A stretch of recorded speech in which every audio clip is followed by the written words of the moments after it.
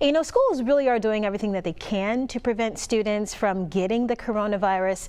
But when a student does test positive, how will educators stop it from becoming an outbreak? Investigative reporter Brendan Kirby digging for answers on this one. Brendan, what did you find out? Lenny, stopping the virus in schools looks a lot like stopping the virus anywhere, and it starts with something public health officials call contact tracing. Contact tracing involves finding out who an individual person has had contact with and then tracking down those people to inform them of the danger. Dr. Karen Landers, the Assistant State Health Officer, says the process is similar to the work performed in the community. So it's not something that we have never done before. We do contact tracing all the time in other communicable diseases for which there is a public health intervention. Now, when we're talking about contact tracing in COVID-19, we will be working with individual schools. Should there be a case in a classroom, a student or a teacher, then the Alabama Department of Public Health will provide guidance related to that classroom.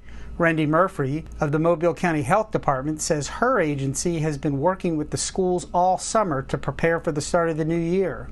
The health department will do the contact tracing work for smaller systems, while some larger institutions will take the lead. Honestly, we're really happy about this because it really provides, a force multiplier for public health.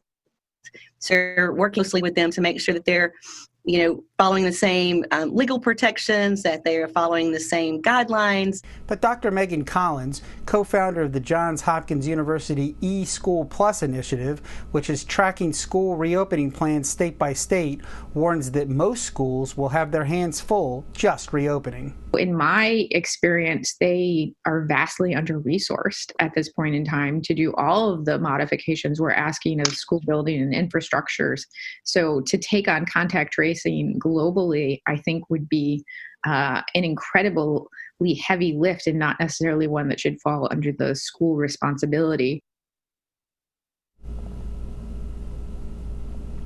While public health officials will offer guidance and help locate contacts, it'll be up to education officials to determine whether to isolate classes or entire school buildings. Reporting live for Fox 10 News, this is Brendan Kirby.